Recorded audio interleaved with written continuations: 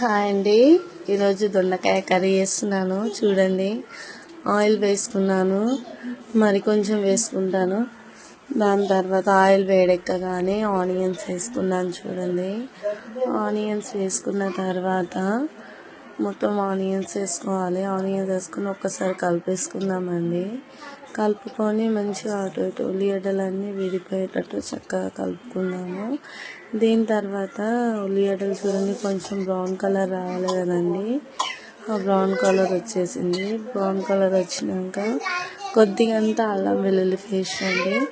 అల్లం వెల్లుల్లి పేస్ట్ తర్వాత చూడండి ఇలా చక్కగా కలుపుకోవాలి. ఇలా చక్కగా కలుపుకున్న తర్వాత చూడండి, ఇలా నాకు కర్రీకి సరిపడా పసుపు వేసుకుంటున్నాను. మీకు అక్కడ ఎంత ఉంటే అంత వేసుకోవచ్చు. అంటే కర్రీ ఎంత ఉంటే దానికి ఎంత సరిపడుతుందో అంత వేసుకోవచ్చు. నేను 1/2 kgకి వేసుకున్నాను పసుపు, అండ్ అది పట్టించింది. ప్యాకెట్ అయితే మీరు మరి కొంచెం వేసుకోవచ్చు. చూడండి, దొండకాయలు వేసేసుకున్నాను. దొండకాయలు వేసుకొని ఇప్పుడు దీన్ని చక్కగా కలుపుకుందామండి. చూడండి, ఇలా వీడియోలో చూపిస్తున్నట్టు కలుపుకోండి. ఒకసారి మీరు కూడా ట్రై చేయండి. ఇలా ట్రై చేస్తే చాలా బాగుంటుంది దొండకాయ కర్రీ, సింపుల్గా. అండ్ కొంతమంది అనుకుంటారు దొండకాయతో పచ్చడి కూడా పెడతారు. అది కూడా మీకు ఈ వీడియోలో ఇంకో వీడియోలో చూపిస్తాను.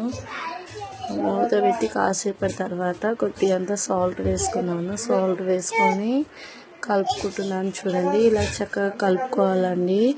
ఇలా కలుపుకున్న తర్వాత చూడండి, 4 మూలలు చక్కగా కలుపుకొని మనము ఒక్కసారి మూత పెట్టేసుకున్నాము. ఒక 5 నిమిషాల తర్వాత మళ్ళీ తిరిగి చూద్దాము. 5 నిమిషాల తర్వాత దొండకాయలు ఉన్న వాటర్ మొత్తము బయటకు వచ్చేస్తున్నాయి. ఇప్పుడు మనము మళ్ళొకసారి కలుపుకొని మనం ఎంత దొండకాయకి ఎంత సరిపడుతుందో టమాటా అంతా మనం వేసుకుందామండి. ఇప్పుడు మీకు చూపిస్తున్నాను. నేను తీసుకున్న టమాటా ఇంతనండి, 1 కప్పు దాకా. అండ్ ఇలా చక్కగా కలుపుకోవాలి. ఇప్పుడు సాల్ట్ వేసుకోవాలనుకుంటే మరి కొంచెం సాల్ట్ వేసుకోవచ్చు. లేదు అనుకుంటే మీకు ఎంత ఉండొచ్చు రుచికి సరిపడా చూస్తూ వేసుకుంటే సరిపోతుంది. ఇప్పుడు చూడండి, మొత్తం కలిపేసాక ఒక్క 5 నిమిషాల పాటు మళ్ళీ మగ్గనిద్దాము. మూత పెట్టేసుకున్నాను. ఒక 5 నిమిషాల తర్వాత మళ్ళీ చూడండి, ఇప్పుడు టమాటా కూడా చక్కగా మగ్గిపోతుందండి. ఇప్పుడు ఇలా చక్కగా టమాటా మగ్గిన దాన్ని ఒకసారి చూడండి, 2 స్పూన్ల దాకా నేను కారం వేసుకున్నాను. కర్రీకి సరిపడా నేను వేసుకుంటున్నాను. మీరు ఎంత అంటే అంత వేసుకోవచ్చు. సరిపడా అక్కడ ఎక్కువగా ఉంటే ఎక్కువ వేసుకోవచ్చు. మరి తక్కువగా 1/2 kg ఇలా ఉంటే 1 టీ స్పూన్ అయినా 1 స్పూన్ అయినా ఇలా వేసుకోవచ్చు అండి. చూడండి, ఇలా చక్కగా కలపాలి కర్రీని. ఇలా కలిపిన తర్వాత నాకైతే కట్టెల పొయ్యి అంటేనే చాలా బాగా అనిపిస్తుంది. మీరు గ్యాస్ పైన కూడా చేసుకోవచ్చు.